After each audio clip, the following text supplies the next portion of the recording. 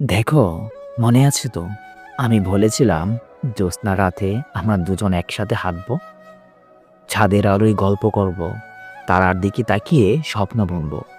ভাবতাম সেই রাত হবে এমন এক রাত যেখানে আকাশের প্রতিটি তারা আমাদের সাক্ষী থাকবে, আর চাঁদের আলোয় আমাদের হাসি ঝরে পড়বে মাটিতে।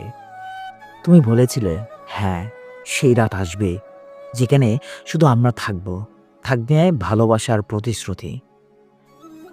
কিন্তু আজ চাঁদ ঠিকই উঠেছে আকাশে, তারারা ঝিকিমিকি করছে, রাতটা শান্ত আর নীরব।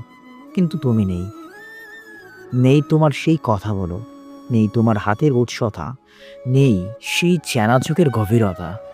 আজ আমি একা দাঁড়িয়েছি, আর আকাশের দিকে তাকিয়ে ভাবছি, যদি তুমি থাকতে এই রাত কতটা সুন্দর হতো। চাঁদের আলো যেন আজও আমাকে ঢাকে, কিন্তু সেই আলোয় সুখ নেই। আজও আমাদের পুরনো কথা মনে করিয়ে দেয়, সেই স্বপ্নগুলো মনে করিয়ে দেয় যা আমরা পূর্ণ করতে পারিনি। প্রতিটি চারা যেন বলছে, তুমি একা হয়ে গেছো। আমি জানি না তুমি কোথায় আছো, কিন্তু আমি এখনো এই আকাশের নিচে দাঁড়িয়ে আছি, ঠিক যেমনটা প্রতিশ্রুতি দিয়েছিলাম। শুধু পার্থক্য একটাই, তুমি নেই, আর আমার সাথে কথা বলার মতো কেউ নেই।